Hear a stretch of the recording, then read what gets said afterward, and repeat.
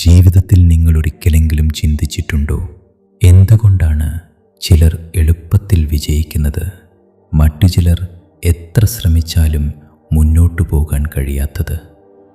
ഒരു ദിവസം ഒരു യുവാവ് ഒരു സന്യാസിയെ കാണാനെത്തി. അവൻ്റെ മനസ്സ് നിറഞ്ഞിരുന്നത് സംശയങ്ങളാൽ, ഭയങ്ങളാൽ, ആശങ്കകളാൽ. അവൻ ചോദിച്ചു, ഗുരുവേ, എനിക്ക് ശാന്തി വേണം. എങ്ങനെ ഞാൻ ജീവിതത്തിൽ വിജയിക്കും? സന്യാസി ഒന്നും പറഞ്ഞില്ല. അവനെ ശാന്തമായി ഇരുത്തി ഒരു ചായകപ്പെടുത്തു. ചായ ഒഴിക്കാൻ തുടങ്ങി. കപ്പ് നിറഞ്ഞു.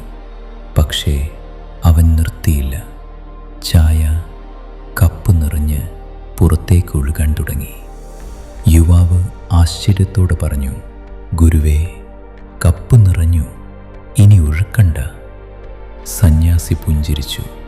ഇതുപോലെ തന്നെയാണ് നിന്റെ മനസ്സ്.